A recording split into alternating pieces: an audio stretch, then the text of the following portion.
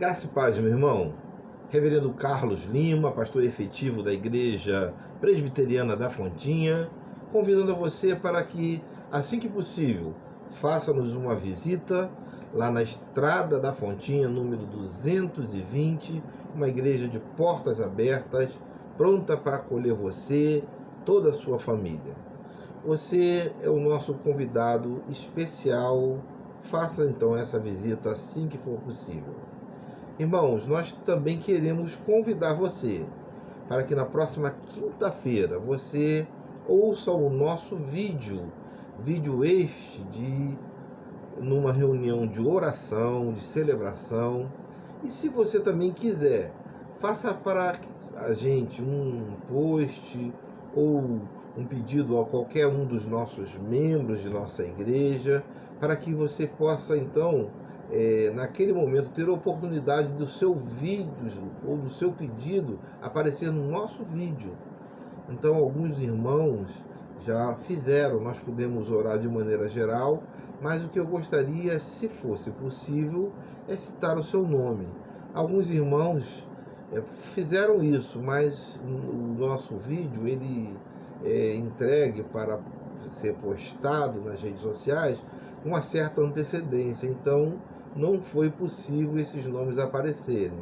Então, principalmente dos nossos vizinhos, se vocês assim quiserem, coloquem com uma certa antecedência, na segunda, na terça-feira, para que então nós possamos falar aqui no nosso vídeo o seu nome, orar por você nessa lista que nós teremos aqui então, tá bom? Que Deus abençoe você rica e abundantemente, que você tenha um domingo abençoado por Deus. E nós queremos começar, como sempre fazemos esta nossa reunião, com uma oração, clamando a Deus, pedindo a Deus a sua orientação. Curva a sua cabeça então, vamos falar com Deus, vamos pedir a sua orientação para esse momento. Amado Deus, querido Pai, louvamos e bendizemos o Teu nome, Senhor.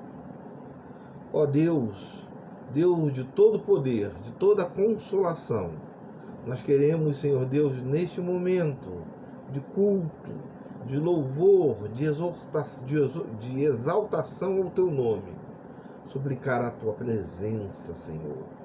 Suplicar que o Senhor esteja conosco.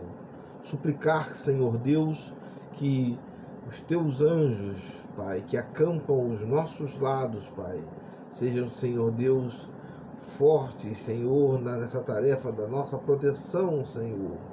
Neste momento, Senhor Deus, de pestilência, Pai, que a nossa família, Pai, possa ser protegida, Pai, que a nossa casa, que a nossa vida, que a vida dos nossos possa ter uma proteção vinda dos altos céus, Senhor.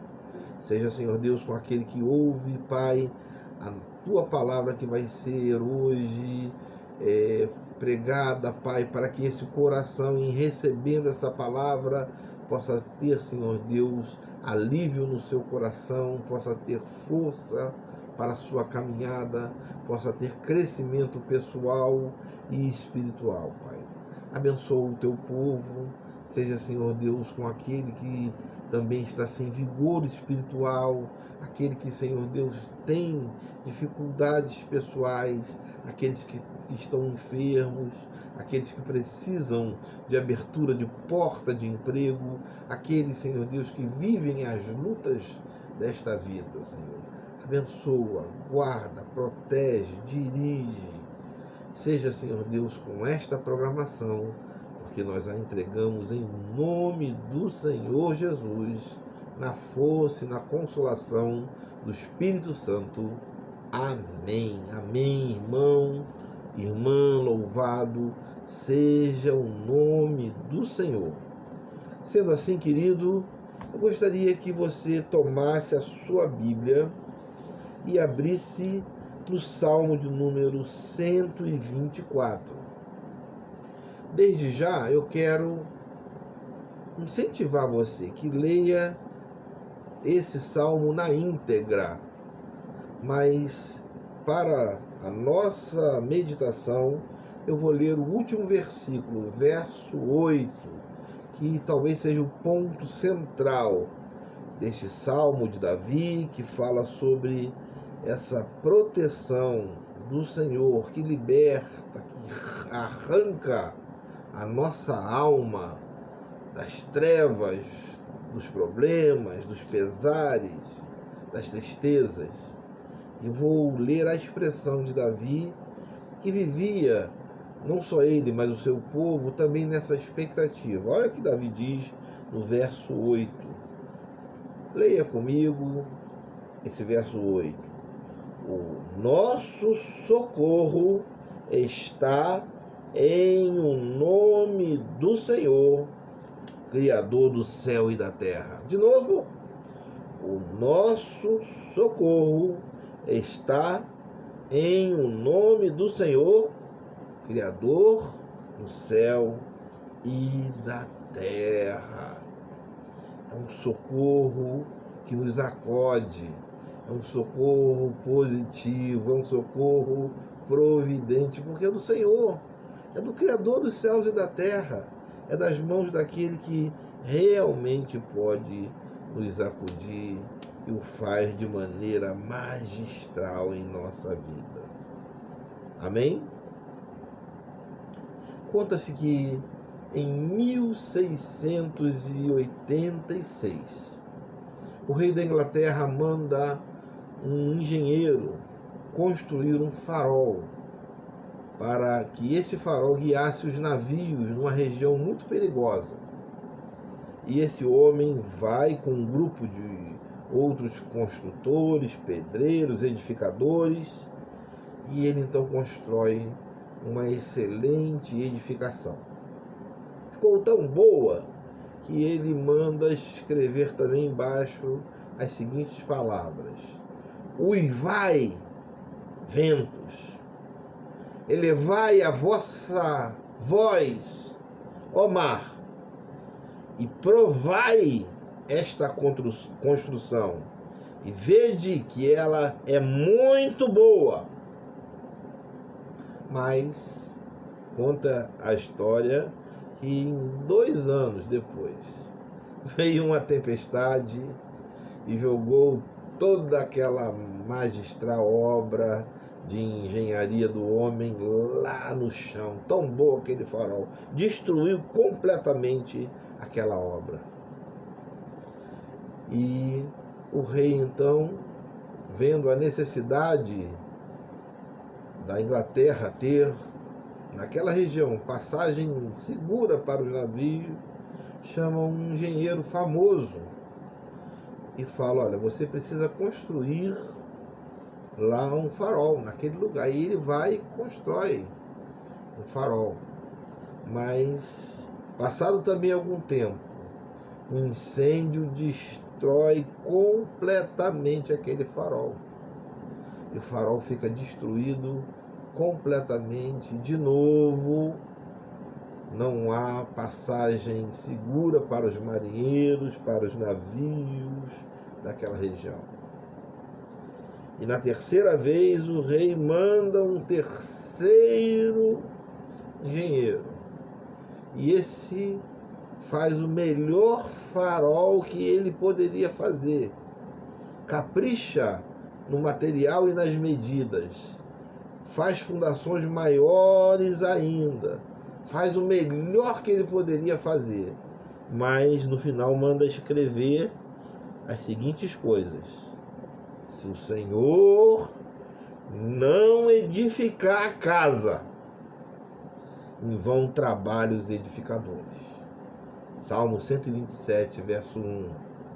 E ainda manda escrever depois: o nosso socorro está no nome do Senhor, Criador dos céus e da terra.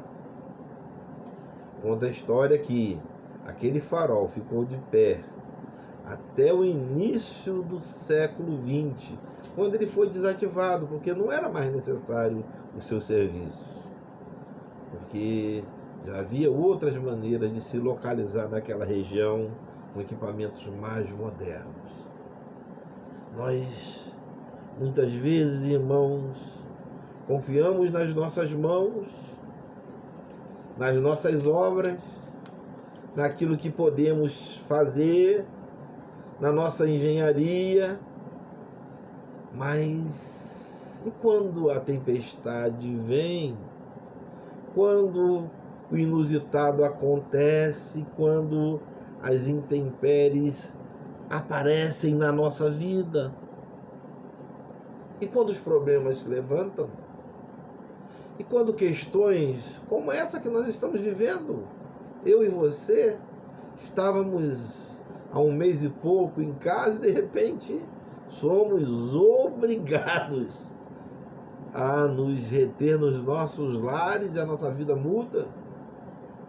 Mas e outras pessoas que na sua vida passam por tribulações, angústias? Querido, hoje certamente existem pessoas com as suas mentes e com seus corações atemorizados.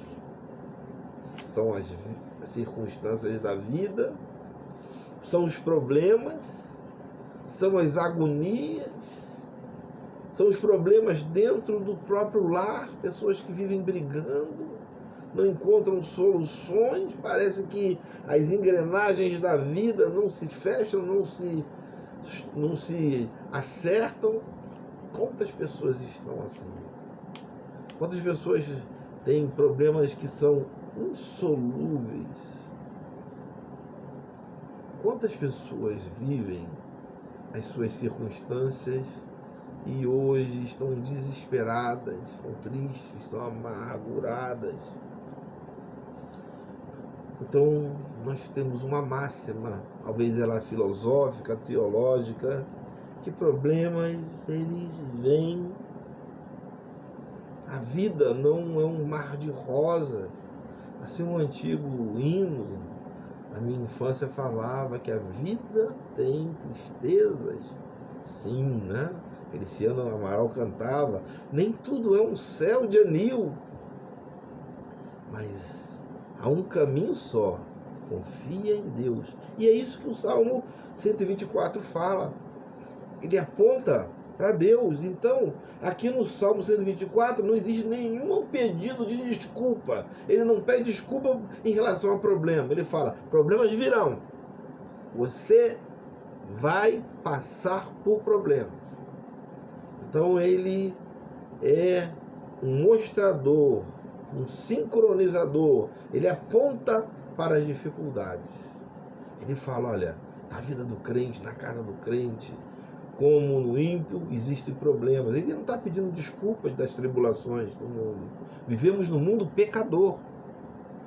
Mas ele está dizendo o seguinte, que há um caminho só, como Feliciano Amaral dizia: a confiança em Deus. Confia em Deus. E a nuvem negra vai passar. Confia em Deus. Todas as coisas que muitas vezes são pleiteadas por nós, elas vão vir em nossa vida de maneira tranquila, de maneira agradável, de maneira sem que nós muitas vezes lutemos por elas. E é isso que o Salmo nos diz, desse cuidado divino. E isso Davi enfrentou. Qual era o contexto, irmãos? Para que nós vamos entender essas palavras mais longe do contexto? Nós precisamos entender qual era o contexto em que Davi vivia e o seu povo. Aqui o contexto era uma fobia nacional frente às nações do mar, que eram os filisteus. Os filisteus dominavam bastante aquela região, por vários aspectos, mas por um necessariamente. Porque os filisteus já haviam dominado o mexer com os metais, o trabalhar com os metais. Então eles faziam espadas, faziam lanças, faziam armas de guerra muito melhores que os outros povos. Então eles dominavam, tinham armas melhores, havia tecnologia. Você pode pesquisar depois, lá em 1 Samuel, capítulo 13, verso 19, havia uma proibição. Em Israel foi proibido o trabalho dos ferreiros. Por quê? Ferreiro mexe com ferro. Ferreiro faz instrumentos agrícolas, mas também faz espada e lança. Então, foi proibido esse trabalho. Em Israel, então, foi legado a viver uma nação agrícola, um trabalhos rudimentares para viver realmente subjugado, e o medo ali pairava. Então, irmãos, Davi chama o povo para confiar em Deus e, em primeiro lugar, entender que havia um cuidado que era factível, era real. Se você observar no verso 1, Davi fala, olha, se não fosse o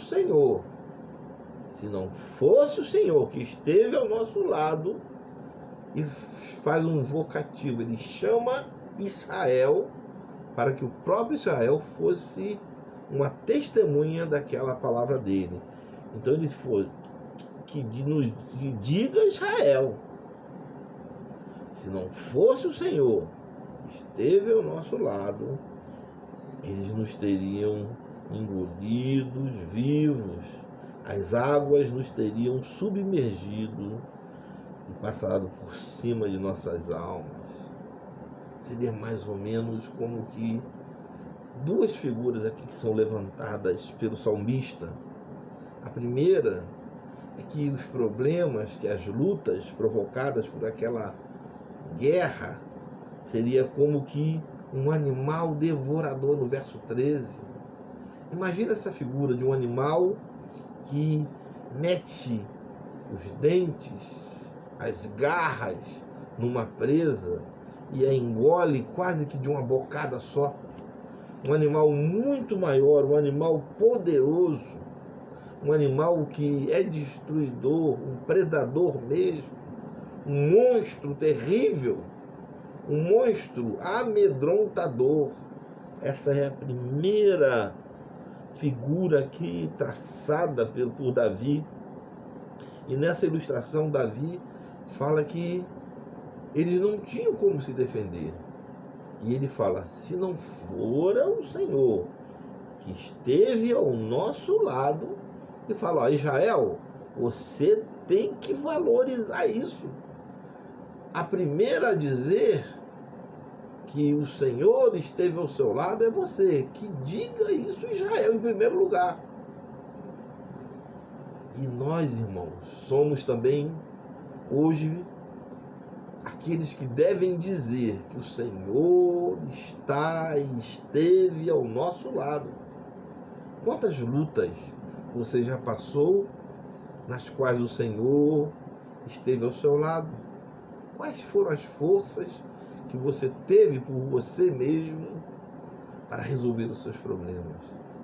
Onde você juntou recursos para que você pudesse pagar e resolver as suas situações? Como você pôde fazer por você mesmo aquilo que você conseguiu fazer? Eu digo a você, foi o Senhor que esteve ao seu lado. Foi o Senhor que moveu recursos. Foi o Senhor que levantou pessoas e condições. Foi o Senhor que fez a obra na sua vida. Foi o Senhor que deteve você nas suas mãos quando você não podia nem caminhar. Foi o Senhor que levantou você, a sua casa. Irmão, irmã, o mesmo Deus que agiu lá no passado vai ser o Deus que vai agir agora na sua vida, nos seus problemas. É o Deus que está no seu lado hoje, nas lutas diárias, nas dificuldades, naquilo que se levanta. É o Deus dos impossíveis, é o Deus que tem planos para a sua vida, para a sua casa, para as suas dificuldades. É o Deus que anda com você.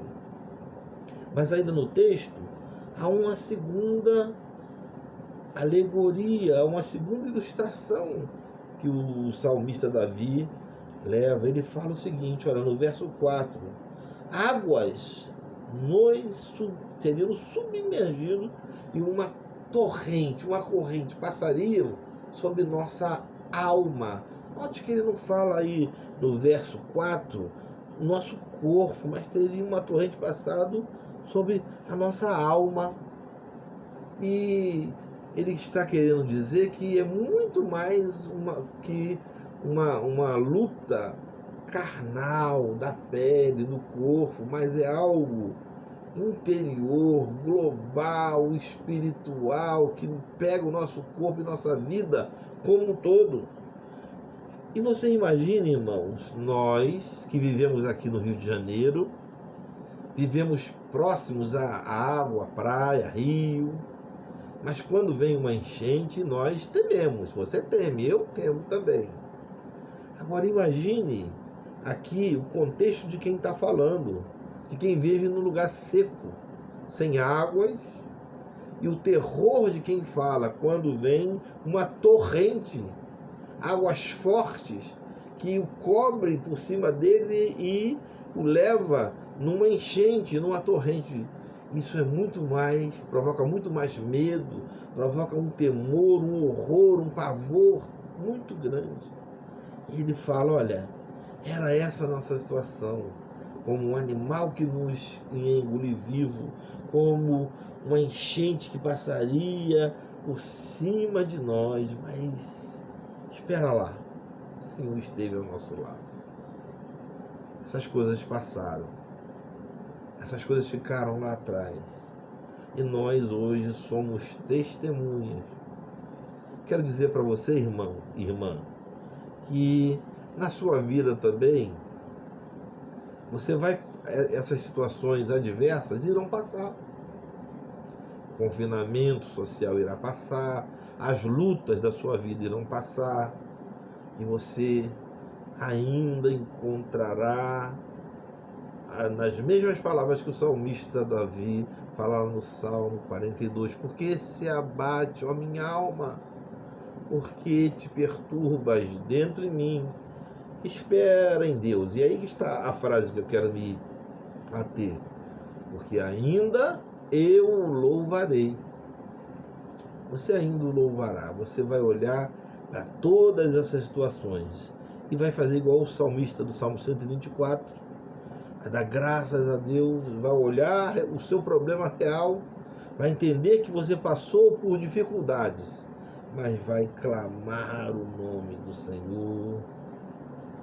Mas ainda, em segundo lugar, irmãos, o texto nos fala o seguinte, que nós que damos o testemunho de que Deus age na nossa vida, nós entendemos que o cuidado de Deus, ele é preponderante, porque Deus faz as coisas mediante os seus planos e a sua graça diante de tudo aquilo que acontece, de tudo aquilo que está predestinado para a nossa vida acontecer.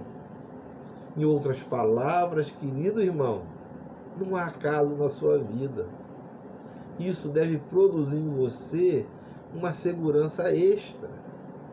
Você deve pensar então, olha, na minha vida não há então senões, não há acaso, mas existe um Deus providente que sabe o que está acontecendo e o porquê está acontecendo. Verso de número 6, Davi diz, bendito o Senhor, que não nos deu por presa no dente dele. Mas verso 7, salvou-se toda a nossa alma como um pássaro do laço do passarinheiro, quebrou-se os laços e nos vimos livres. Ou seja, sabe que Davi está falando assim? O passarinheiro não nos pegou porque o Senhor não nos deu.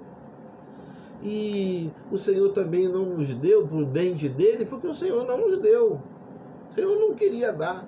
Era plano e mistério da vontade de Deus.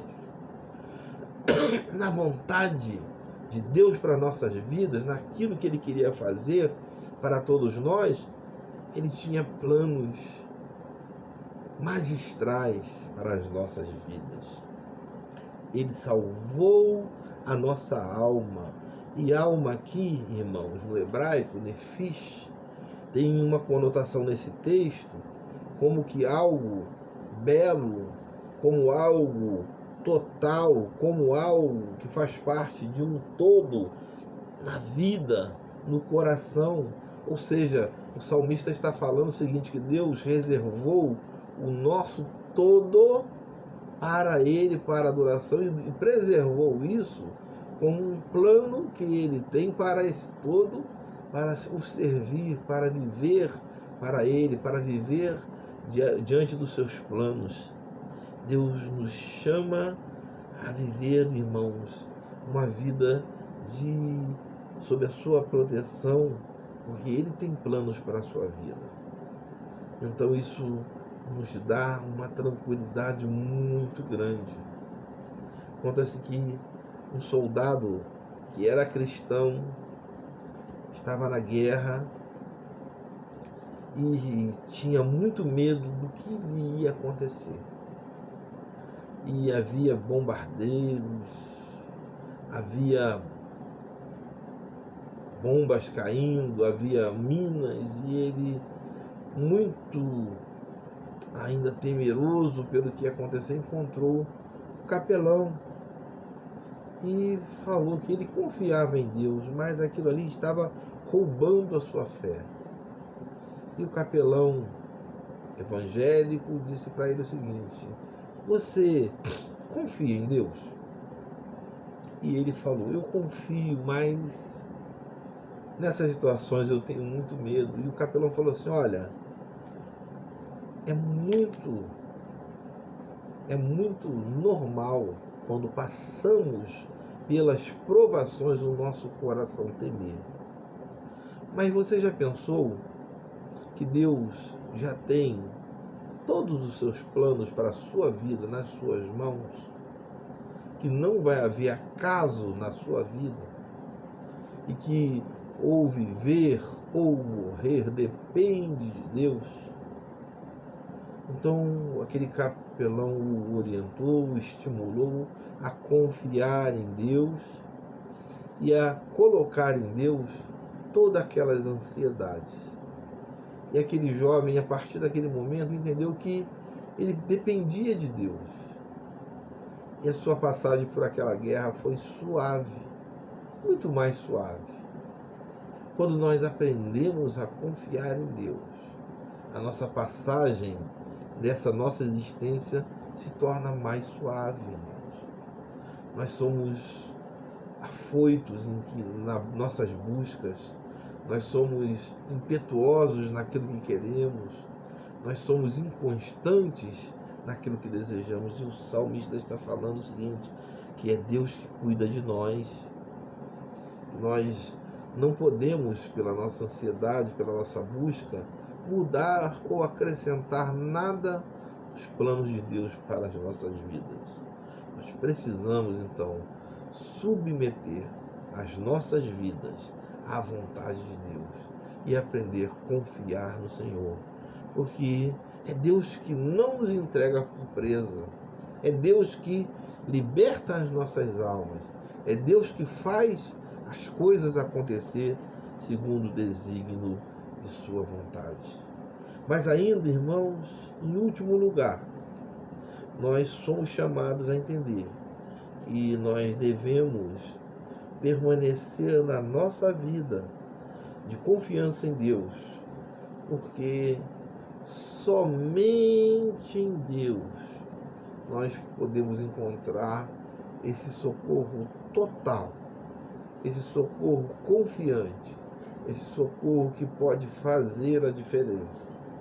Eu falei no início para os irmãos da ilustração dos faróis, que as pessoas confiaram nelas, nas suas habilidades, chamaram um homem que primeiro confiou na sua possibilidade, ele fez e confiou e se gabou disso e viu-os destruídos. Depois um melhor engenheiro da sua época, um grande engenheiro, e ele também fez o seu melhor, mas viu também aquele farol destruído. E no terceiro homem, um homem que fez o seu melhor, mas confiou em Deus, buscou a aprovação de Deus, entendeu que por ele mesmo ele não poderia fazer o melhor se não houvesse a aprovação de Deus. E nós lemos aqui no verso 8 isso, que não existe socorro que não passe por Deus, que não tenha o seu êxito total, porque todo socorro só pode ser totalizado ou ter êxito total quando ele passa pelo Deus, porque Deus é o Criador dos céus e da terra. Deus sabe de todas as coisas. Deus pode fazer aquilo que Ele quiser fazer em nossa vida, porque Ele é soberano. Então, esse socorro é fator preponderante em nossa vida quando ele vem das mãos do Senhor. Conta-se que Lutero, numa disputa, ele falou o seguinte: olha, o mal que vem da mão de Deus, ou seja, aquilo que Deus permite que venha na minha vida, que seja, entre aspas, né, mal para a minha vida, que não esteja longe dos meus planos, que me traga, entre aspas, algum prejuízo na terra, eu quero, eu abraço, vem de Deus, eu quero que me traga malefícios, que me faça parar, que destrua meus planos, vem de Deus, eu abraço. Agora, o bem que vem do diabo, eu não quero. Eu quero o que vem de Deus, porque eu sou de Deus.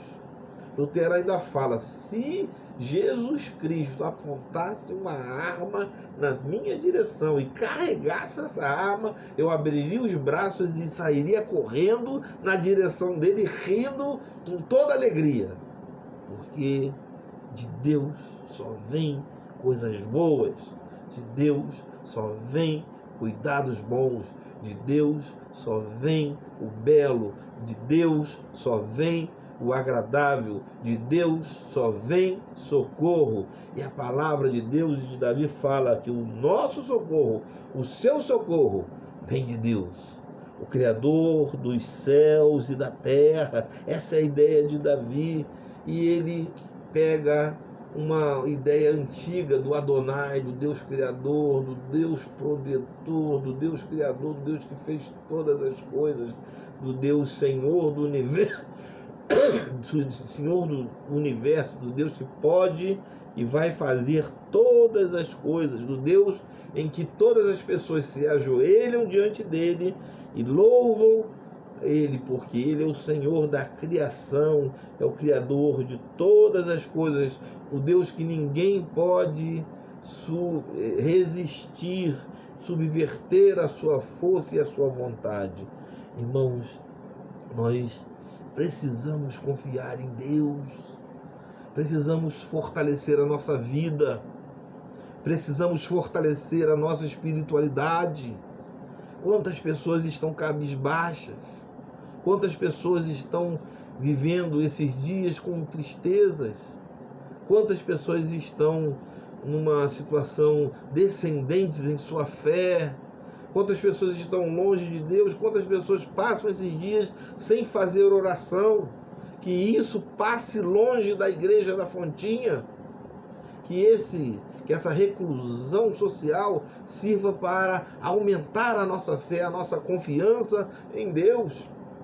Irmãos, nossa vida com Deus deve ser uma vida de estimulação espiritual. Pense só, irmãos, nós muitas vezes, na nossa possibilidade de estar na casa de Deus, quando todas as coisas são favoráveis, muitas vezes pelo cansaço, pela falta de atitude, por não ter prioridade, nós deixamos de ir na casa do Senhor. Isso tem que ser revisto, e às vezes Deus permite reclusão social para que nós ponderemos essas coisas. Agora o Senhor nos coloca em casa para que nós pensemos sobre essas coisas. Então, isto é socorro. socorro em nossas vidas, para que nós pensamos, não é isso que cantamos? Mais perto quero estar, Senhor, de ti, mesmo que seja dor, que me una a ti.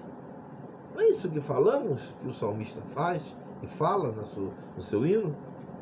Nós precisamos, irmãos, desse contato mais íntimo com o Senhor, buscar nas suas coisas, na sua casa, buscar servi-lo de maneira mais preponderante. É fator de união. O Senhor é o nosso socorro. Coloque isso na sua vida, desperte o seu coração, que esta mensagem, que esta reclusão social seja o momento de você entender isso. O socorro está em Deus, e Deus está chamando você para maior comunhão, melhor confiança, melhor estabilidade na sua vida. Queridos, eu queria não me alongar mais. Eu queria com você agora aplicar nessa conclusão, pelo menos com duas proposições. A primeira delas, irmãos, é que nós não podemos, de maneira nenhuma, esquecer de quem nós somos. Nós somos filhos de Deus.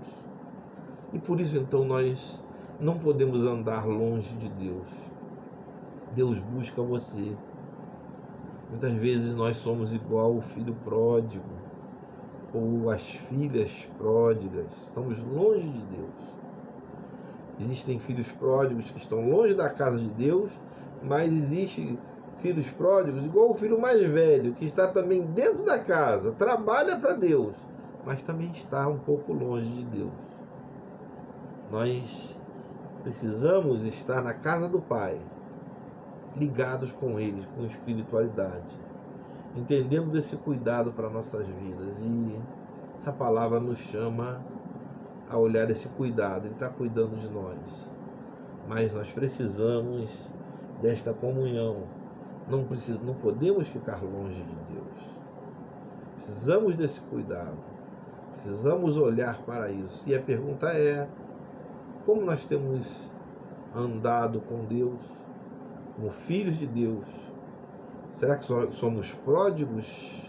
Estamos andando dentro da casa do Pai, como filho mais velho e um pouco distante? Ou somos iguais ao filho mais moço, que está mesmo longe das coisas de Deus? A segunda aplicação é que nós estamos dentro da Igreja de Cristo. A Igreja de Cristo precisa de renovação. Precisa olhar para o mundo. Precisa ser uma igreja que passe de uma posição de capelania, de receber as coisas somente, passe a pregar o Evangelho, a viver o Evangelho, a produzir frutos dentro do Evangelho. E você também é estimulado a esta atitude de viver no mundo pregando o Evangelho. E a pergunta é: como você tem andado dentro desse mesmo Evangelho? Que Deus abençoe você. Que você viva esse Evangelho puro, cheio de visões do mundo com Cristo, para a glória de Deus, e que seja ganho pela pregação do Evangelho. Curva a sua cabeça agora. Vamos fazer a oração final e depois vamos ter a bênção apostólica. Querido Deus, amado Pai, louvamos, bendizemos o Teu nome, Senhor. Na Tua presença nós estamos, agora para que nesse final de culto, Senhor Deus, possamos entregar nossas vidas ao Senhor, possamos, Senhor Deus, diante do Senhor também, pedir forças para a nossa caminhada. Queremos entregar nas Tuas mãos todos aqueles que ouvem essa mensagem por vídeo, Senhor, que haja, Senhor Deus, no teu povo, mover do Espírito Santo, Pai, para que produza forças, Senhor Deus. Para que, Senhor Deus, aquele que ouve esta palavra, Pai, possa ser motivado, possa ser persuadido a crer no Senhor. Agora pedimos pelos enfermos, Pai. Pedimos, Senhor Deus, por aquele, Senhor Deus, que está com algumas dificuldades na sua casa, no seu lar, Pai. Pedimos, Senhor Deus, por aqueles que têm alguma sensibilidade, têm alguma luta familiar, têm alguma, Senhor Deus, questão na justiça, questão pessoal, luta com um familiar que está longe, que está enfermo, cuida de algum enfermo, Pai. Nós entregamos nas tuas mãos, Pai, todos aqueles que vivem essas questões, Pai. Dá força aos teus servos, dá, Senhor Deus, condições, Senhor, para que o teu povo possa, na sua caminhada, ter esse olhar para o teu Santo Espírito, Pai. Seja, Senhor Deus, com aqueles que necessitam dessa tua intervenção. Seja, Senhor Deus, com a igreja da Fontinha, Pai, com aqueles que ouvem, Pai, a nossa mensagem via vídeo, Pai. Visita os lares, visita, Senhor Deus, todos aqueles, Senhor Deus, que são atingidos, Pai, por esse vídeo, Pai. Desperta o teu povo.